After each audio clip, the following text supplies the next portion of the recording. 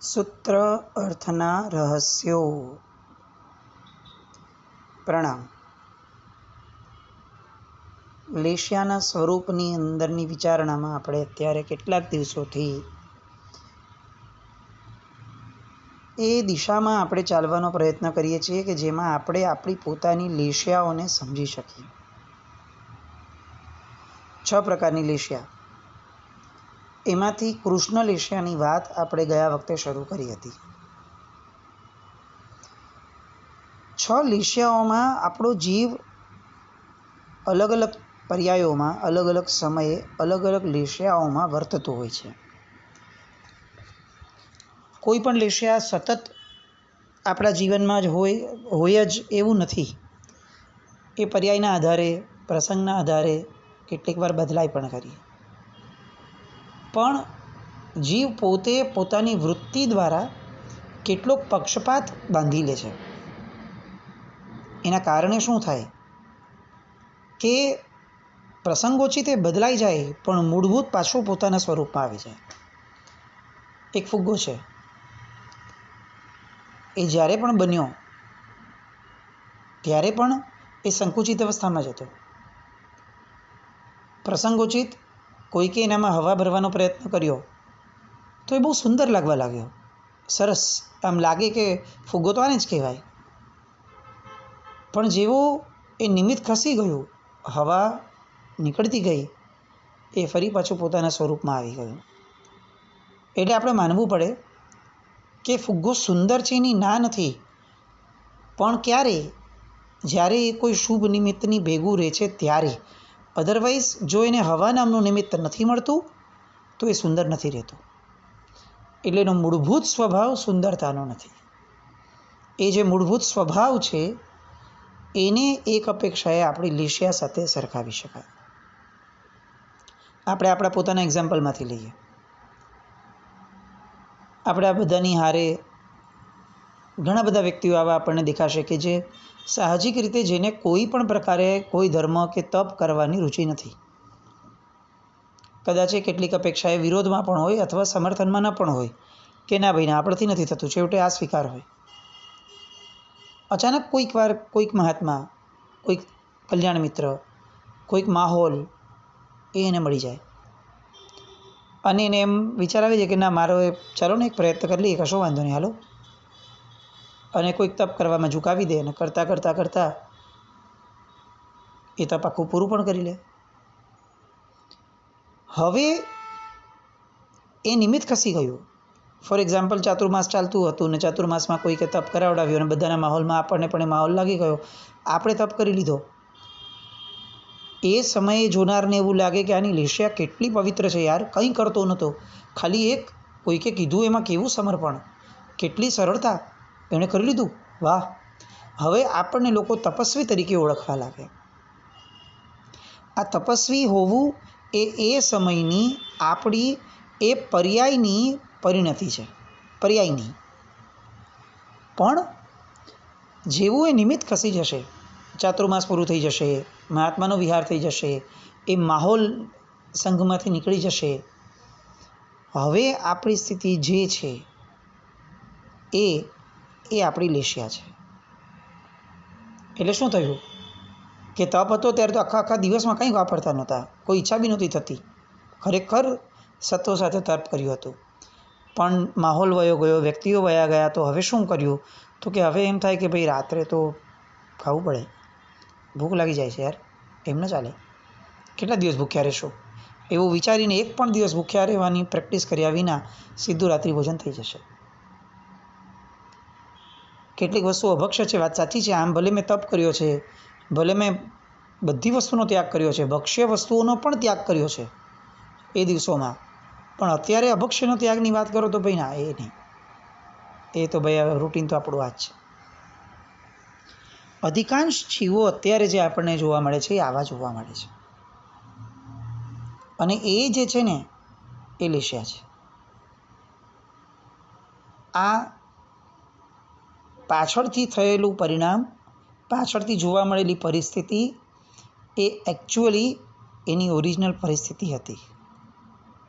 આપણે માનવું પડે કે ઓલો તપસ્વીવાળો જે પર્યાય હતો એ ગેસ્ટ અપિયરન્સવાળો હતો, બાકી યજમાન તરીકે તો એનો આખો દિવસનો પર્યાય, આખા જીવનનો પર્યાય એ આ જ હતો.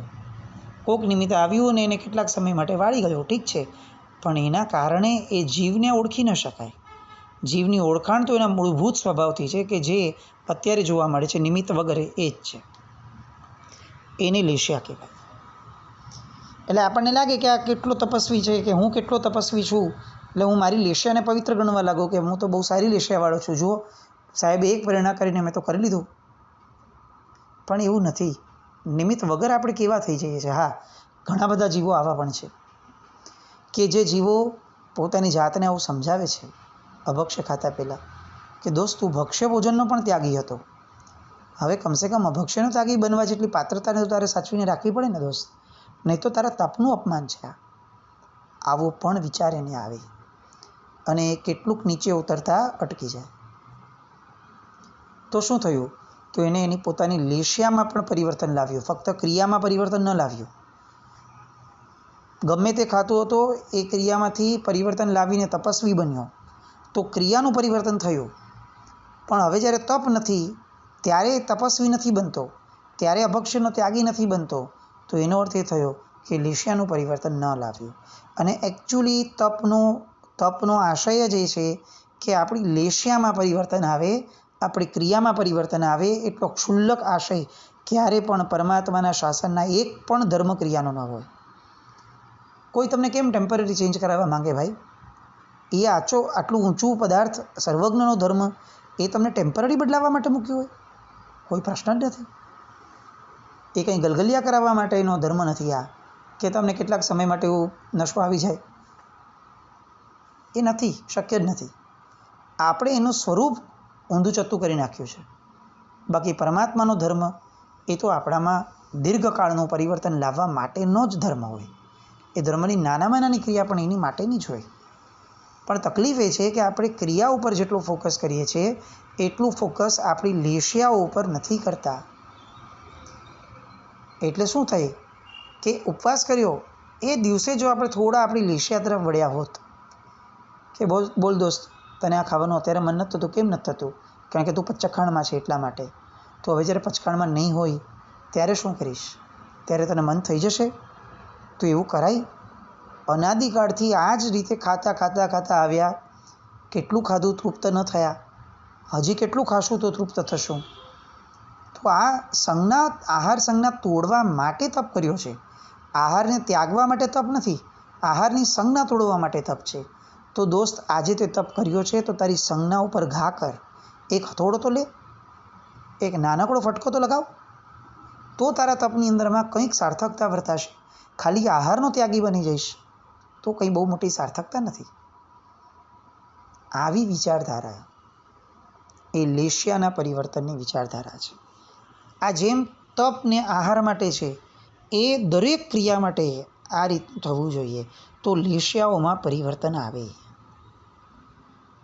પરમાત્માની પૂજા કરવા ગયા છીએ, પરમાત્માની સ્તવના કરી છે, 5 મિનિટ સ્તવના કર્યા પછી છેલ્લે બેસીએ પરમાત્મા પાસે અને પરમાત્માને જ પ્રાર્થના કરીએ કે ભગવાન, જે મુખેથી સરસ્વતી વસી અને આપણા ગુણગાન ગાયા છે, એ મુખેથી હવે સરસ્વતીનું અપમાન થાય એવી અભદ્ર ભાષા ન નીકળે. એની જવાબદારી હું તમને પણ આપું છું, હું તો પાડીશ જ, મારું પહેલું કર્તવ્ય છે. પણ સાહેબ, પ્રભુ પીઠબળ આપજો, હું જરા ઢીલો પડું તો મને પાછળથી ટેકો આપજો. આ વિચારધારા એ પરમાત્માની સામે સ્તવના કરવાની ક્રિયા પછી એ ક્રિયાની લેશિયાને સ્પર્શ કરવા માટેનો પ્રયત્ન થશે. દરેક ક્રિયામાં લેશિયાને બદલાવવાનો પ્રયત્ન કરતા રહેવું જોઈએ, કારણ કે ક્રિયાની સાર્થકતા જ લેશિયાનું પરિવર્તન છે. આપણે ગયા વખતે કૃષ્ણ લેશિયા જોઈ. આજે લેશિયાના પરિવર્તનનો વિષય નીકળ્યો છે તો ખરેખર એક દ્રષ્ટાંતને બહુ જ વાગોળવાનું મન થાય. ચંડકૌશિક કેવી લેશિયા હતી એ વનમાં જ્યારે હતા ત્યારે, કે કોઈ તત્વ જીવતું ન રહેવું જોઈએ. દ્રષ્ટિ શક્તિ હતી. જેમ પૂર્વથી ત્રીજા ભવની અંદરમાં પરમાત્મા આવું વિચારતા હતા, જો હોવે મુજ શક્તિ એસી સવી જીવ કરું શાસન રસી. એક્ઝેક્ટ એવી રીતે કદાચ આ ચંડકૌશિકના મનના ભાવને આપણે વિચારવું હોય તો વિચારી શકીએ કે ચંડકૌશિકના મનમાં આ ભાવ હશે કે જો મારી શક્તિ પહોંચતી હોય તો હું એક જીવને પણ જીવતો ન રહેવા દઉં. એટલે કૃષ્ણ લેશિયાની પરાકાષ્ઠાએ આ ચંડકૌશિક હતા. નક્કીપણે આપણે કહી જ શકીએ, એમાં કોઈ નિશંકપણે કહી શકીએ કે 7મી નરકનું દળિયું હોય 100%. સર્પ છે તો એ મરીને જે નરકે જતો હોય એ નરક સુધીનું દળિયું, ચાલો, પણ એટલું નક્કી કે નરક ગતિ તો છે જ છે, કન્ફર્મ છે. આવી ક્રૂર કૃષ્ણ લેશિયાવાળો જીવ. હવે અચાનક વર્ધમાન સ્વામી ભગવાનનું ત્યાં આગમન. ક્રિયાથી એ સેમ છે. પહેલો ડંખ માર્યો, પહેલાં તો આંખ ઊંચી કરીને જોયું, એના દ્રષ્ટિવિશથી આ વ્યક્તિને કંઈ થયું જ નહીં. એને આશ્ચર્ય થયું, સર્પ છે, કેટલેક અંશે એનામાં સંજ્ઞીપણું તો છે જ. એટલે વિચારે છે કે આ શું થયું. એટલે હવે ફરી એકવાર દ્રષ્ટિ એની સામે નાખે છે, પણ એનાથી ફરક નથી પડતો. ધૂંધવાતો જાય છે, વધુને વધુ ધૂંધવાટ અંદરમાં ઊભો થાય છે. અહંકારી માણસને હંમેશા આ થાય કે હું આટલો શક્તિશાળી હોવા છતાં સાવ બીજી એક વ્યક્તિ સામે હું ઝૂકી જાઉં અથવા મારી શક્તિનો પરચો ન દેખાડી શકું, આવું જ્યારે થાય તો એ નિષ્ફળતાએ પચાવી ન શકે. અને એટલે શું થાય તો કે બમણા જોરથી એ એની પર હુમલો કરશે, વિચાર્યા વગર. અને અહીંયા એક્ઝેક્ટ એવું કરે છે ચંડકૌશિક. કૃષ્ણ લેશિયાની પરાકાષ્ઠાએ જઈ અને હવે ભગવાનને દંશ મારે છે. દંશ જેવો માર્યો પગમાં, એ દંશ લગાવી અને તરત પાછો ખસી જાય છે. એને પોતાના જીવની કેટલી ચિંતા છે. તમે જુઓ, આ કેટલી મોટી ક્રિયા છે કે એની સંજ્ઞાઓ કેવી જાગતી હશે કે એને તરત ખ્યાલ આવે છે કે જેવો દંશ લાગશે એટલે આ માણસ પડી જશે, અને આવડો મોટો માણસ છે, મારી ઉપર પડી જાય તો હું એની નીચે દબાઈ જઈશ, મને મારો જીવ વાલો છે, આવું વિચારીને તરત જ એ પોતાની જાતને પાછી ખેંચે છે. પોતાના જીવ પ્રત્યે આટલો પ્રેમ અને સામા જીવ પ્રત્યે આટલો દ્વેષ કૃષ્ણ લેશિયાની પરાકાષ્ઠા. હજી સુધી કૃષ્ણ લેશિયા એઝ ઇટ ઇઝ ઊભી છે. ભગવાન ન પડ્યા. અત્યાર સુધી ક્યારેક પણ ડંખ મારવાનો, દંશ લગાડવાનો પ્રસંગ આવ્યો છે તો એણે જોયું છે કે લોહી નીકળે છે, પણ આ તો સફેદ કલરનું કંઈક નીકળવા લાગ્યું. એટલે આને આશ્ચર્ય થયું. હવે જે કશાયની ધારા હતી એ ધારામાં કાણું પડ્યું. કેમ? કારણ કે આશ્ચર્ય દેખાયું. પોતાની હેબિટ મુજબનું નહીં દેખાતા હવે આશ્ચર્ય પ્રગટ્યું. આશ્ચર્યએ એ કશાયની ધારામાં વિક્ષેપ પાડ્યો. એટલે કૃષ્ણ લેશિયા જે છે એ થોડી હોલ્ડ ઉપર રહી. લેશિયા હજી એઝ ઇટ ઇઝ જ છે, પણ થોડી હોલ્ડ ઉપર રહી. પછી શું થયું? ભગવાને જોયું કે અત્યારે વિક્ષેપ પડ્યો છે. જેવો વિક્ષેપ પડ્યો એટલે તરત જ ભગવાને એ ક્ષણનો ફાયદો ઉપાડ્યો અને તરત જ કહી દીધું, બુજ્જ બુજ્જ. ભગવાનના શબ્દો સાંભળ્યા. કૃષ્ણ લેશિયાનો જીવ છે, પણ વિક્ષેપ પડ્યો છે ને, એટલે વિક્ષેપના સમયમાં સંધિકાળમાં પ્રતિપક્ષી ભાવના મળી ગઈ અને એ પ્રતિપક્ષી ભાવનાને એણે તરત પકડી લીધી. આ બુજ્જ બુજ્જ ચંડકોશિયા, આ શું? લેશિયાનું પરિવર્તન જુઓ. આ મેં કંઈક સાંભળ્યું છે, મેં આવા વ્યક્તિને કંઈક જોયો છે, આવી મુદ્રા, આવું વ્યક્તિત્વ, આવી આભા. આમ વિચારતા વિચારતા વિચારતા સૌથી પહેલાં પ્રભુ પ્રત્યેનું જાતિ સ્મરણ જ્ઞાન અને પછી પોતાના જીવનું જાતિ સ્મરણ જ્ઞાન. આ ચંડકૌશિક કહે છે જે એ જેને કહે છે એ તો હું જ હતો. અને ભગવાનની હાજરીમાં એ પોતાના જાતિ સ્મરણ જ્ઞાનને સંવેદે છે. જેવું જાતિ સ્મરણ જ્ઞાન થયું, કૃષ્ણ લેશિયા ધડ ધડ ધડ નીચે ઉતરવાની શરૂ થઈ. કેમ? કારણ કે હવે જીવે ફક્ત જાતિ સ્મરણ જ્ઞાનની ક્રિયા ન કરી, એણે જાતિ સ્મરણ જ્ઞાન દ્વારા પોતાના માનસિકતાના પરિવર્તનનો અવિહળ પ્રયાસ કર્યો. સત્વ તો હતું જ એનામાં, કારણ કે સત્વ હતું એટલે જ આટલા લોકોને બાળી નાખતો હતો. હવે એને સત્વને, એની ઉર્જાઓને એણે દિશા આપી. એ જ પ્રચંડ સત્વથી હવે એણે પોતાના જાતિ સ્મરણ જ્ઞાનને સંવેદવાનું શરૂ કર્યું. ઓહો, આવું સાધુનો ભવ હતો.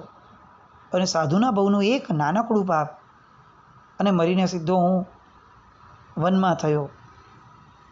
અને ત્યાં જઈને એક છોકરાને મારવાનું પાપ, અને સીધો અહીંયા આ હદ સુધી કશાયોના ગુણાકાર, આ હદ સુધી પરિસ્થિતિઓના ગુણાકાર, અને એ સત્વ દ્વારા એણે પોતાની જાતને એક અવલોપાતની અંદરમાં અનુભવી. કૃષ્ણ લેશિયામાંથી ધડ ધડ ધડ ધડ ધડ નીચે ઉતરતો જાય છે. હવે આ લેશિયાનું પરિવર્તન જુઓ. સમજાઈ ગયું કે આ ઉત્તમ પુરુષ તીર્થંકર પરમાત્મા ફક્ત મને તારવા માટે આવ્યા છે, અને ફક્ત તારવા માટે જ આવ્યા હોય તો મારી પણ કંઈક ફરજ બેઠી છે કે હવે હું ફક્ત તરું જ. શું થયું? તો કે ભગવાનની સામે પ્રણ લીધું માનસિકતાથી એમણે. આજ પછી ઊંચું જોઈશ જ નહીં. જો ઊંચું જોઉં તો કોક બળી જાય, કારણ કે મારી તો દ્રષ્ટિમાં જ ઝેર પડ્યું છે. એટલે આજ પછી ઊંચું જોવાનો ત્યાગ. કોઈ નિયમ પચકાણ નથી લીધા, ભગવાને કોઈ વ્યાખ્યાન નથી આપ્યું. અંદરથી લેશિયાનું પરિવર્તન જેમ જેમ થતું જાય છે તેમ તેમ જીવની શુભતાનો ઉઘાડ સાહજિક રીતે થતો જાય છે. પેલા ગોભદ્રના સમયમાં જે સાધુપણાનું જે એક સત ઊભું કર્યું હતું એનો ઉદય અત્યારે હવે થયો. કેમ? કારણ કે શુભતાની લેશિયાને હવે અહીંયા એણે આ સર્પના ભવમાં પણ સ્પર્શી. જેવી એ લેશિયાનો સ્પર્શ કર્યો એટલે તરત જ બધી જ શુભતા એક સાથે એ ભવની જે સ્ટોરેજમાં પડી હતી, જે સત્તામાં પડી હતી, એ સીધી ઉદયમાં આવી ગઈ. અને એને આવી પરિસ્થિતિમાં પણ મોઢું નીચે રાખવાનું જે સત્વ ફોરવ્યું છે એમાં એને બળ મળતું ગયું. લોકો આવતા ગયા, લોકો એની પર દૂધ પાણી વગેરે મૂકતા ગયા, મિષ્ટાન ચડાવતા ગયા. કીડીઓ થઈ, કીડીઓ આરપાર એક પછી એક એને ચારણીની જેમ એના શરીરને ચાળવા લાગી. વેદના કેવી, અનહદ વેદના. એવા સમયે પ્રભુ ત્યાં ઊભા છે. પ્રભુની ઓરા, પ્રભુની ઉર્જા શું કામ કરે છે? એક અતિશય પવિત્ર લેશિયાવાળા વ્યક્તિની નિશ્રામાં રહેલા આ સર્પને, તિર્યંચને પણ આ પ્રભુની લેશિયાઓ સ્પર્શે છે. અને એની લેશિયાનું પણ એક જબરદસ્ત ઉત્થાન થાય છે. આવી વેદનામાં તો ગમે તેવો સત્વશાળી સાધક પણ તૂટી પડે, અને એને એમ થાય કે હારું ધર્મ કરતાં દાઢ પડી. આજ સુધી બધા મારાથી ડરતા હતા, આજે હું મોઢું શું નીચે રાખીને બેઠો, આવડી કીડીઓ મને મારું શરીર ચાળણી કરતું જાય છે. આવી વેદના મને આપે છે. લોકો જોતા નથી કે મને આટલી વેદના થાય છે, બસ ઠોકીએ રાખે છે દૂધ દૂધ દૂધ. અરે તમે દૂધ નાખો છો, મને વધારે પીડા થશે. પણ એક પણ વિચાર આવો નહીં. બાહ્ય પરિસ્થિતિ સાથેના કમ્પ્લીટ અબોલા એની લેશિયાએ લઈ લીધા હતા, અને એના અધ્યવસાયોની પવિત્રતા એટલી બધી નિર્મળ. કેમ આટલું મોટું પરિવર્તન આવ્યું? આટલું મોટું તિર્યંચનો એક જીવ કે જે 100% નરકને યોગ્ય કર્મ બાંધતો હતો, એ અચાનક એક વ્યક્તિની ઉર્જાઓને ઝીલવાના કારણે શું ગજબનાક પરિવર્તન અનુભવે છે. અને એની લેશિયાનું જે પરિવર્તન થયું, કૃષ્ણ લેશિયામાંથી આગળ વધતા વધતા વધતા વધતા ક્યાંય ને ક્યાંય, ક્યાંય ને ક્યાંય, અને કેવી લેશિયાઓ! આટલી અનહદ વેદનામાં પણ ક્યાંય કરતાં ક્યાંય એને એક સામાન્ય પણ નબળો વિચાર ન આવ્યો. અને શું કર્યું? તો કે એને એ સમયે પોતાની લેશિયાને અતિશય શુદ્ધ યોગની અંદરમાં પ્રવર્તાવી. એટલી શુદ્ધ કે છેક 8મા દેવલોકનું યોગ્ય એવું કર્મ બાંધે. કૃષ્ણમાંથી નીલ, નીલમાંથી કાપોત, કાપોતમાંથી તેજો, આવી લેશિયાઓ તરફની એની ગતિ થઈ જ હોય તો જ એ 8મા દેવલોકની ગતિ પામે. લેશિયાઓ બદલાવી બહુ જ શક્ય છે. એક ઉત્તમ પુરુષનું સાનિધ્ય પ્રાપ્ત કરી લેવાય, અને ફક્ત સાનિધ્ય પ્રાપ્ત થવા માત્રથી ન થાય, એ સાનિધ્યને ઝીલવાની પાત્રતા આપણે ઊભી કરવી પડે. એ ઉત્તમ પુરુષ પ્રત્યેની સન્મુખતા આપણે ઊભી કરવી પડે. એ ઉત્તમ પુરુષ પ્રમાણે ચાલવાનું સત્વ આપણે ઊભું કરવું પડે. જે માર્ગ નક્કી કર્યો છે ઉત્તમ પુરુષે, એ માર્ગને કોઈ પણ ભોગે પકડી રાખવાનું બળ આપણે ઊભું કરવું પડે. આ બધું આપણે ઊભું કરવું પડે. લેશિયાઓ બદલાવી એ સહજ વાત નથી, એ પુરુષાર્થનો ખેલ છે, પણ સમજણ સહિતની દિશાનો પુરુષાર્થ અને માનસિક પુરુષાર્થ. ચંડકૌશિકે એક પણ બાહ્ય પુરુષાર્થ નથી આદર્યો. એણે આખો ને આખો પુરુષાર્થ એનો માનસિક હતો. ઈચ એન્ડ એવરી ક્ષણ જ્યારે જ્યારે એને ચારણીની જેમ એનું શરીર ચડાતું હશે ત્યારે ત્યારે એનું શરીર એના મન સુધી મેસેજ પહોંચાડતું હશે કે બહુ વેદના થાય છે, બહુ વેદના થાય છે. પણ એ સમયે એના મને આંતરિક પુરુષાર્થની એક ધૂણી દખાવી હશે કે એક પણ મેસેજ બાહ્ય શરીરના એણે ક્યાંય એને અંદર સુધી સ્પર્શવા નથી દીધા, પહોંચવા પણ નથી દીધા. એક તિર્યન છે આ પરાક્રમ કર્યું. આપણને ઉવારી જવાનું મન થાય. આ એક્ઝામ્પલને એકચ્યુઅલી આપણી નજર સામે લખીને રાખવા જેવું છે. કૃષ્ણ લેશિયામાં જ્યારે જ્યારે આપણે સંડોવાઈએ છીએ, જ્યારે જ્યારે આપણું મન છેક આવા હલકા કર્મ સુધી, આવા નિર્ધ્વંસ પરિણામ સુધી લઈ જાય છે, ત્યારે ત્યારે આ ભાવ ચંડકૌશિકની ઉત્થાનનો ભાવ, ચંડકૌશિકનું જે પુનરુત્થાન થયું છે એનો ભાવ નજર સામે લાવવા જેવો છે. કૃષ્ણ લેશિયાનું સ્વરૂપ વર્ણવતા એના કેટલાક લક્ષણો જે આપણે ત્યાં કીધા છે એ લક્ષણ છે 5 આશ્રવની અંદરમાં પ્રવૃત્તિ, 3 અગુપ્તિ, 6 જીવ નિકાયની અવિરતિ, તીવ્ર આરંભ વગેરેનો પરિણામ, તુચ્છ એટલે કે સાહસિક વિચાર્યા વગરના કામ કરવાવાળો માણસ એ કૃષ્ણ લેશિયાવાળો હોય, નિર્ધ્વંસ પરિણામી એ કૃષ્ણ લેશિયાવાળો હોય, નિર્દયી વ્યક્તિ એ કૃષ્ણ લેશિયાવાળો હોય, અજિતેન્દ્રિય કે જેને ઇન્દ્રિયો હંમેશા એની જીતી લેવાતી હોય, એ ગમે તેટલું વિચારે કે મારે આવું પાપ ન કરવું જોઈએ પણ એની ઇન્દ્રિયો એની પાસે આવું પાપ કરાવડાવી જ દેતી હોય, એવો અજિતેન્દ્રિય હોય, એ કૃષ્ણ લેશિયાવાળો છે. આવા બધા યોગોની અંદરમાં પ્રવૃત્તિવાળો જીવ એને કૃષ્ણ લેશિયાના પરિણામવાળો જીવ કીધો છે. આપણે આમાંના એક પણ યોગની અંદરમાં જો આપણી જાત નિર્ધ્વંસ થઈને પરાકાષ્ઠાએ જતી હોય તો આ ક્ષણે જ આપણા મનુષ્ય ભાવને હારી જવો છે કે કૃષ્ણ લેશિયામાંથી કાયમ માટે બહાર આવી જવું છે, એનો નિર્ણય કરી જ લેવા જેવો છે અને નજર સામે ચંડકૌશિકને રાખવા જેવો છે. ખરેખર વર્ધમાન સ્વામી ભગવાન આપણને જેટલા તારી શકવા માટે સમર્થ છે આલંબનથી, કદાચ એટલી જ સક્ષમતા વર્ધમાન સ્વામી ભગવાને જેમને જેમને તાર્યા છે એના જીવનના ક્રમને વિચારવાથી પણ આપણને પ્રાપ્ત થાય છે. એક વ્યક્તિ જેને ભગવાને તાર્યા છે પછી એ ગોશાળો કેમ ન હોય, આ બધા વ્યક્તિઓ એનું જીવન ખરેખર જો વારંવાર વિચારવામાં આવે, એમના લેશિયાના પરિવર્તન દ્વારા વિચારવામાં આવે તો હું ચોક્કસપણે માનું છું કે સાક્ષાત તીર્થંકરની હાજરીમાં એ લોકોને જે ફાયદો બેનિફિટ થયો એ બેનિફિટ આજે કલ્પનાથી તીર્થંકરને નજર સમક્ષ રાખવાથી પણ આપણે અનુભવી શકશું. મુદ્દો એક જ છે, એ કમિટેડ થઈને કરવું પડશે, આને ગંભીરતાથી એને લેવું પડશે, લેશિયા બદલવાના આશયને દ્રઢ કરવો પડશે. દરેકે દરેક ક્રિયામાં પોતાની લેશિયાને ચેક કરતા રહેવું પડશે કે હું ક્યાંક નિર્ધ્વંસ નથી થતો ને, હું ક્યાંક કઠોર નથી થઈ જતો ને, મારા કારણે કોઈ દુભાય છે તેમ છતાં હું સાહજિક રીતે વર્તી શકું એટલો ક્રૂર નથી થઈ જતો ને, મને સતત સંવેદનશીલતા રહે છે ને. આ વિચારના વગર જેટલું પણ આપણું જીવન છે એ ક્યાંક ને ક્યાંક આપણને કૃષ્ણ લેશિયાની દિશામાં લઈ જનારું ન બને, એવું ચેતવા જેવું છે. બસ એવું ચેતીએ અને જીવનમાં કોઈ ભાવમાં કૃષ્ણ લેશિયા પાછી ન આવે આપણા આત્મા પર, એવું કંઈક આ જીવનમાં આપણે કરીને જઈએ તો આપણે આ લેશિયાઓના સ્વરૂપને ખરા અર્થની અંદરમાં સમજ્યું અને સ્પર્શ્યું ગણાશે. બાકીની બધી જ લેશિયાઓ એનું વર્ણન એક સાથે લઈ લેશું, કારણ કે સૌથી મહત્ત્વની આ છે જે નરકને પ્રાયોગ્ય કહી શકાય એવી લેશિયા એ કૃષ્ણ લેશિયા છે. એટલે એ તો કોઈ પર્યાયમાં નથી સ્પર્શીને આપણને આપણા જીવનકાળ દરમિયાન એ ચકાસવા માટે કેટલોક સમય લઈએ અને પછીથી આપણે કાપોત વગેરે લેશિયાઓના સ્વરૂપ તરફ આગળ વધીએ. જીનાજ્ઞાવૃત્તિ કંઈ પણ બોલે તમે છામી દુકડમ જૈનમ જયતિ શાસન.